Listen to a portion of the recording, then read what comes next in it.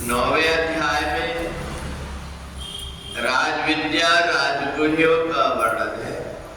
क्षिप्रम भवति धर्मात्मा सस्वत् शांतिं निगच्छति कौन्ते प्रतिजानीहि न मे भक्ता प्रणश्यति। भक्ति के मार्ग को भगवान ने ऐसा बताया है कि इसमें बहुत ज्यादा कोई भक्ति नहीं भी किया तो क्षिप्रम भवति धर्मात्मा, थोड़ी सी भक्ति से पापी व्यक्ति भी धर्मात्मा हो जाता है। गीता के ऐसे शब्द हैं, इन शब्दों को व्यक्ति अगर पढ़ता नहीं देखते भी रहता है तो इन शब्दों से प्रीति हो जाती है। ये बड़े बड़े कठिन लगने वाले शब्द थोड़े दिन में सहज लगने लगते हैं। ऐसा लगता है कि हमारे अंदर एक एक अक्षर जाकर के प्रवेश कर रहा है और हम जब कुछ देखते हैं आंख तुरंत कह देती है पहले देखा हुआ हो। जैसे हम किसी व्यक्ति को पहचान लेते हैं कि हमने आपको कहीं देखा है, ऐसा ही भगवान के द्वारा निकले हुए ये गीता के शब्द है।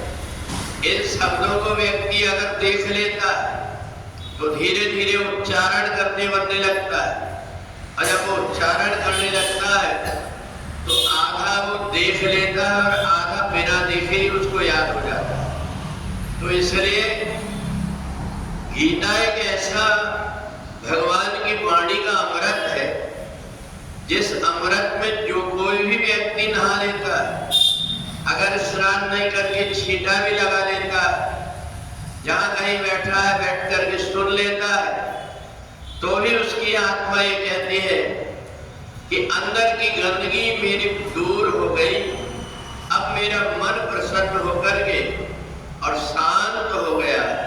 तो इसलिए ऐसा व्यक्ति जो कि थोड़ा सा भी धर्म का आचरण करता है उसको अंदर से शांति अनुभव होने लगती है। बाहर की हाय हाय में वो पड़ता नहीं। इत मत माया लब्धम इमं प्राप्त मनोरथम, ये भी मेरे को मिल जाए वो भी मेरे को मिल जाए।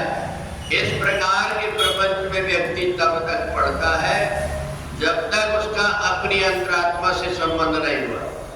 अंतरात्मा से अपने संबंध हुआ और उसको ये ज्ञान हो जाता है कि जब मुंह में दांत नहीं थे तो मेरे लिए दूध का जिसने इंतजाम किया, जब जिसने दांत दिया है वो मेरे लिए भोजन का भी इंतजाम करेगा। ऐसा मान करके जो व्यक्ति परमात्मा से नाता जोड़ लेता है, परमात्मा कहते हैं कि जो मेरा अपना हो जाता है फिर तो उसका योग क्षेमम वहाम्यहम, मेरे को उसका ध्यान रखना पड़ता है। तो इसलिए ये 9वें अध्याय में भगवान ने कहा कि मेरी कृपा ऐसा नहीं है कि जो व्यक्ति बहुत भक्ति करता है उसको ही प्राप्त होती है। क्षिप्रम भवति धर्मात्मा, थोड़ी सी भी मेरी कोई भक्ति कर लेता है, मेरी सेवा कर लेता है, मेरी आराधना कर लेता है, मेरी पूजन कर लेता है, तो उससे साथ में मेरा संबंध हो जाता है। तो इसलिए भगवान ने राजविद्या राजगुह्य योग में अपने आप ही इस प्रकार से हमारे द्वारा छोटे छोटे किए हुए कर्म को परमात्मा कैसे कभी भूल नहीं पाते और उनका अनंत गुना पुण्य उनको प्राप्त होता है। ये भगवद गीता की कृपा से ही प्राप्त हो पाता है। इसलिए भगवान ने अर्जुन से कहा कि तुम ये मत सोचो कि मैं परमात्मा की भक्ति करने लायक नहीं हूँ, परमात्मा की सबके ऊपर कृपा बनी हुई है, इसलिए जो भी परमात्मा की जरा सी भी आराधना करता है परमात्मा की उसके ऊपर निश्चित रूप से कृपा हो जाती है। बोले वृंदा